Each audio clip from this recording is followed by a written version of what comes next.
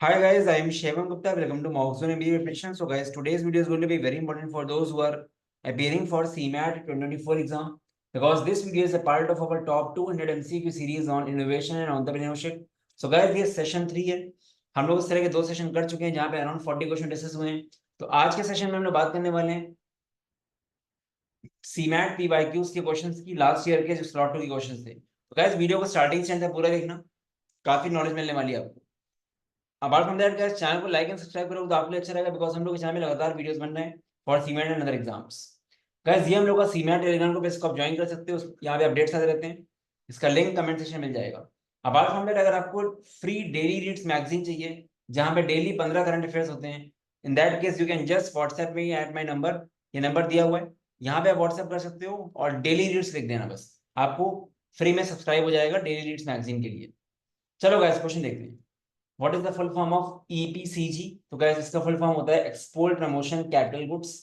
तो ये होता क्या है? Export promotion capital goods is an export promotion scheme under which an exporter can import a certain amount of capital goods at zero duty for upgrading technology related to exports. तो मतलब आपको exporter हो मान लो, तो आपको बाहर से कोई मशीनरी वगैरह कुछ मंगाना है आपने बिजनेस के लिए, तो आपको जीरो ड्यूटी मिल जाएगी. तो ये एक इंपॉर्टेंट कंसेप्ट है. अपार्ट फ्रॉम दैट, यहाँ पे कंडीशन क्या है? Authorization holders will have to will have an export commitment of 6 times the duty saved amount. जितनी ड्यूटी आपकी सेव हो रही है उसका 6 टाइम्स आपको एक्सपोर्ट करना होगा, ऐसा है. बाकी इसमें और चीजें जो हैं वो आप पॉज करके पढ़ लेना, ठीक है. चलते हैं नेक्स्ट क्वेश्चन में. The primary focus of smile loan of SIDBI is to meet the debt equity ratio of a unit or to help in growth and expansion. Main focus SMILE loan का है. The primary focus of SMILE form क्या है? SIDBI make in India soft loan fund for MSMEs. ठीक है. To meet the debt equity ratio, the SMILE loan schemes aims to provide financial assistance to micro small and medium enterprises in India to help them meet their debt equity ratios requirements and support their growth and expansions. ठीक है. तो ये है हमारा main SMILE loan का main primary focus, to meet the debt equity ratio. Entrepreneur means basically होता है to undertake. ठीक है. ये सबसे ज्यादा वैसा है, सबसे क्लोजेस्ट ऑप्शन है क्योंकि एंटरप्रेन्योर एक पर्सन जो जिसके अंदर रिस्क टेकिंग एबिलिटीज होती हैं, ठीक है, जो काफी सारी चीजें एनालाइज करके एक बिजनेस स्टार्ट करता है, तो उसके लिए सबसे बेस्ट ऑप्शन है टू अंडरटेक. ये भी पीवाईक्यूज के. तो काफी सारे क्वेश्चन पीवाईक्यू में ऐसे हैं जो बहुत ही जनरल पूछे गए. An entrepreneur who is the owner of one or more business is called portfolio entrepreneur. जिसके मल्टीपल बिजनेस होते हैं ना, ये portfolio entrepreneur is an individual who manages multiple business or ventures simultaneously. They may have ownership stakes in different companies or may have started and established multiple businesses themselves. तो उनका ownership भी हो, stakes भी हो सकते हैं अलग companies में. ऐसे कई जगह इन्वेस्ट कर दिया, काफी सारे आजकल होते हैं, ठीक है. तो वो पोर्टफोलियो एंटरप्रेन्योर्स उसको बोलते हैं. The startup loan offered by Mudra banks to small enterprises, businesses which are corporate, and non-farm small macro enterprises is up to the limit of rupees 10 lakhs. Guys, limit इसकी रखी गई 10 lakhs, ठीक है. मुद्रा banks के बारे में ढंग से पढ़ लेना, इसके पहले भी क्वेश्चन आ चुका है इससे. Entrepreneurship can be best described as a process involving innovation and value creation. ठीक है. ये इसका सबसे क्लोजेस्ट ऑप्शन है. A person who improves an existing business is called intrapreneur. इसका मैं ऑलरेडी लास्ट 2 सेशंस में हमने किसी में लिया था क्वेश्चन. इंट्राप्रेन्योर कौन होता है? क्या आप किसी कंपनी के लिए कुछ नए प्रोडक्ट्स डिजाइन कर रहे हो, उसको उसका बिजनेस ग्रोथ कर रहे हो, तो वो इंट्राप्रेन्योर का ऑप्शन हो गया. ठीक है. जैसे बहुत ही अच्छा एग्जांपल एक फ्रूटी का है, कभी आप फ्रूटी की केस स्टडी पढ़ना, ठीक है. तो यहाँ पे एक पर्सन थी, उन्होंने ज्वाइन किया कंपनी, ठीक है. उन्होंने 300 करोड़ के रेवेन्यू को कुछ 4000 करोड़ में चेंज कर दिया, काफी इनोवेशन ला के. तो कंपनी वही थी बट यहाँ पे काफी सारे मार्केटिंग स्ट्रेटेजीज इनोवेशन ला के पूरा गेम बदल दिया फ्रूटी का. तो यह पढ़ना, Frooti brand is owned by Parle Agro. ठीक है. तो एक बार गाइस ये सब केस स्टडी पढ़ा करो, पढ़वाई के टाइम वाली बात है, ठीक है. Which of these theories involves taking a moderate amount of risk as a function of skill and not a chance? So guys, need for achievement. The theory that involves taking a moderate amount of risk as a function of skill and not the chance is need for achievement. The need for achievement theory proposed by psychologist David Cleland suggests that individuals with a high need of achievement are motivated by the desire to excel, accomplish challenging goals and take moderate risks to achieve success. सही चीज है, ठीक है. For a project to be viable, the first necessary condition is, सबसे पहली condition क्या कोई project viability की, कि वो मार्केट होना चाहिए, वो उसमें मार्केट होना चाहिए. मतलब कोई भी प्रोडक्ट लॉन्च कर रहे हो उसका मार्केट है कि नहीं है, that it should have a market. आपने कोई भी आइडिया सोचा कि यार ये करते हैं लॉन्च, तो उसका पहले चीज क्या है, प्रोजेक्ट की वायबिलिटी ये होगी, उसके अगर डिमांड ही नहीं है, प्रॉपर डिमांड नहीं, तो क्या मतलब वो करने का. तो वैसे तो बाकी चारों ऑप्शन भी सही है. वायबिलिटी के लिए आपको सब कुछ होना चाहिए, गवर्नमेंट सपोर्ट भी होना चाहिए, ठीक है, उसका जो रिटर्न है वो बैंक रेट से ज्यादा होना चाहिए जितना प्रॉफिट कर रहे हो. But primary focus, main focus ये है कि पहली चीज यही होगी ना कि डिमांड है भी कि नहीं, आपका प्रोडक्ट बिकेगा कि नहीं बिकेगा. तो प्राइमरी फोकस बोला गया है, first necessary condition that it should have a market. ठीक है. Dash entrepreneur suffers losses as they refuse to make any modifications in the existing production methods. Guys, ये drone entrepreneurs होते हैं. Drone entrepreneurs क्या होते हैं? Entrepreneurs who are characterized by refusal to adopt opportunities and make changes in production systems, even if it affects the returns of the organization. अपना आपको change नहीं करना है, चाहे रिटर्न वो हो जाए.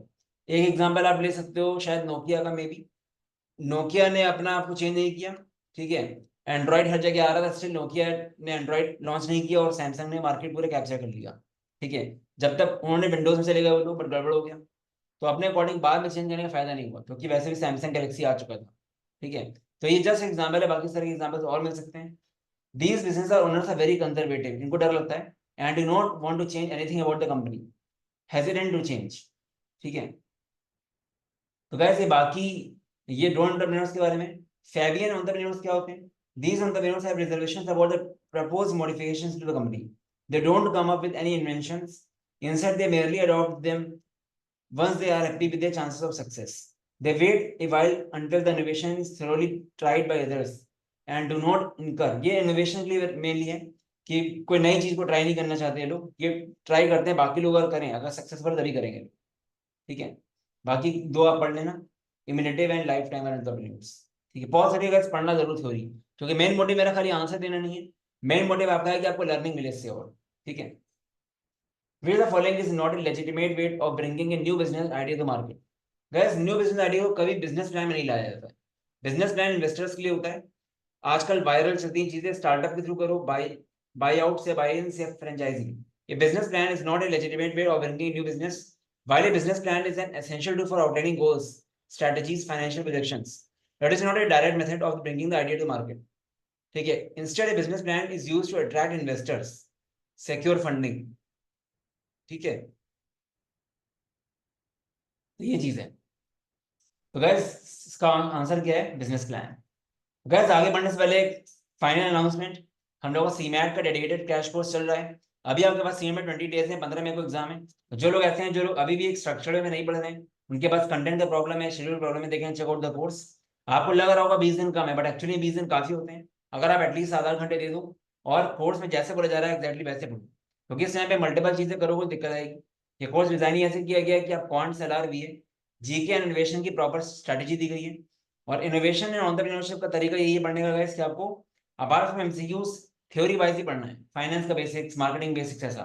तो ये बहुत ही इकोनॉमिकल एंड बहुत ही प्रॉमिसिंग कोर्स है, क्योंकि हम लोग बहुत जल्दी लाइव क्लासेस भी स्टार्ट कर रहे हैं, 5 फॉर ईच, प्लस मॉक भी आपको मिलेंगे इसमें. तो प्राइसिंग इज 1699 फॉर एवरीथिंग. ठीक है, सब कुछ इसमें कवर्ड है. एंड आज या कल में अगर लोगों को तो यही फायदा है, वरना फिर आगे जाकर और लेट होगा, फिर फायदा नहीं रहेगा ज्यादा. ठीक है, चलो गाइस, तो अगर आपको चाहिए हो तो यू कैन विजिट mockzone.in/cmat. वैसे लास्ट ईयर के रिजल्ट हम लोग, लास्ट ईयर कम से कम 250 बच्चों का 98 प्लस था, कम से कम 60 प्लस का 99 प्लस था. चलते हैं आगे. The business plan of venture must show consistent but manageable projected growth because the business plan of venture shows the consistent but manageable projected growth because many entrepreneurs failed after expanding it too rapidly. ठीक है, तो guys ये उसका best option है. तो consistent होना चाहिए, manageable projected growth होना चाहिए, बिकॉज ज्यादा जल्दी के चक्कर में आप फेल हो जाते हो. ठीक है, entrepreneurs have to deal with the both external and internal uncertainties. Guys, दोनों तरह की अनसर्टेनिटी से आपको करना पड़ता है, डील करना पड़ता है. बाहर मार्केट में क्या हो रहा है, मार्केट में और कंपटीटर्स आ गए तो और आपको देखना है, उनकी प्राइसिंग ऊपर नीचे हो गई, इंटरनली भी आपको चेक करना पड़ता है कि आपके पास प्रॉपर सब कुछ इन लाइन है कि नहीं है डिमांड के अकॉर्डिंग। कई बार ऐसा भी होता है कि बहुत ज़्यादा प्रोडक्ट, बहुत ज़्यादा डिमांड भी आती है, सप्लाई नहीं होती है। ठीक है, बहुत सारे फैक्टर्स कंसीडर करने पड़ते हैं, कॉस्टिंग ज़्यादा तो नहीं हो रही है, आपके प्रॉफिट मार्जिन वगैरह सही से हैं कि नहीं। ठीक है, तो ये आंसर बहुत नॉर्मल सा है, सबको ही दे देगा इसका answer. In the context of market feasibility analysis, the analyst should consider the following factor as a priority. Guys, target market attractiveness. ठीक है, मार्केट फिजिबिलिटी एनालिसिस में सबसे इम्पोर्टेंट ये है कि टारगेट मार्केट जो है वो, टारगेट मार्केट अट्रैक्टिवनेस होना बहुत जरूरी है। ठीक है, प्रायोरिटी, क्योंकि वही नहीं होगा तो फायदा नहीं है। According to Gary Hamel, which of the following propositions is one of the four pillars to create value of the company and the customer? Guys, management innovation important है। मैनेजमेंट इनोवेशन एक one of the four pillars है to to create value for the company and customers. ये plays a very important role. Which type of innovation seeks to make a better product to target the high end of the market? Guys, ये sustaining innovation इसका best answer है। High end market मतलब premium segments को आप कैसे दे सकते हो, किस टाइप का इनोवेशन बेटर प्रोडक्ट बनाता है for high end market premium segments. इसका बहुत अच्छा एग्जांपल है एप्पल एंड सैमसंग के high and premium segment phones like S24 series. ठीक है, S22 आया, फिर 23 आया। एप्पल में क्या होता है, तो गाइस जो प्रीमियम सेगमेंट्स वाले कस्टमर्स होते हैं वो लोग देखते हैं कि कुछ नया अगर आ रहा है, जैसे एप्पल ने कोई मॉडल निकाला, उसके बाद नया लॉन्च किया, उसमें कुछ और चीजें कर दी, तो न्यू इनोवेशन से वो लोग लेते हैं, वो पैसे दें, वो रेडी है। तो सस्टेनिंग इनोवेशन, तभी आपका प्रमोशन भी होता है कि अब ये वाले मॉडल में ये आ गया, ये वाले मॉडल में ये आ गया। जैसे S24 में काफी अच्छा फीचर आया है, राइट, 100x जूम बहुत चल रहा है आजकल। तो वही है कि आप कुछ नई चीज करो तो डेफिनेटली पीपल विल पे। तो ये सबसे बेस्ट ऑप्शन है sustaining innovation. You need to innovate something new in all the models. According to ये, अकॉर्डिंग टू गैप दो बार आ गए क्या ये? ठीक है, ये दो बार आ गए, कोई बात नहीं। तो गाइस यहाँ पे हम लोग के क्वेश्चंस हो गए हैं सारे कवर, हम लोगों ने अराउंड 16 क्वेश्चन डिस्कस किए हैं। तो अभी लगातार सेशंस आते रहेंगे। बाकी गाइस, ये reviews and results you can check, काफी सारे रिव्यूज आते रहते हैं। हम लोग का एनमैट स्नैप का भी डेडिकेटेड बैच स्टार्ट हो रहा है गाइस 7th में से, और ये काफी प्रॉमिसिंग बैच है, काफी सारे रिव्यूज हैं। We have received more than 800 plus student reviews. बस अगर आप पढ़ने वाले हो तो कोई रोक नहीं पाएगा आपको। मैं तो हमेशा ये बोलता हूँ कि सिर्फ एक रीजन होगा एग्जाम ना निकलने का, कि जैसे बोला जा रहा है एग्जैक्टली वैसे पढ़ो बस। ठीक है, बस एक ही रीजन होगा कि आप खुद नहीं पढ़ो। गाइस, काफी सारे क्रैश कोर्सेज के भी रिव्यूज आते रहते हैं।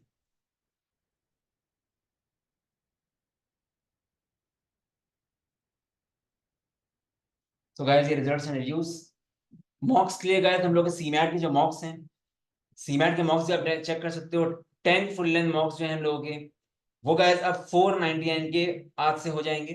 ठीक है, काफी लोग रिक्वेस्ट आ रहा था कि टाइम कम है, तो हमने 10 फुल लेंथ मॉक्स का प्राइस 499 कर दिया। वेबसाइट में अपडेट हो जाएगा 499 के mocks, you can check. Crash course भी दे सकते हो, और आपको मॉक कोर्स, आपको सिर्फ मॉक्स चाहिए, मॉक्स भी दे सकते हो। mockzone.in/cmat में जाके यू कैन चेक। गाइस, अभी आपको उसमें 7 मॉक्स दिख रहे होंगे, डरना नहीं, 10 के 10 मॉक्स आज हर हाल में रात तक आ जाएंगे। ठीक है, चलो guys, all the best, bye bye.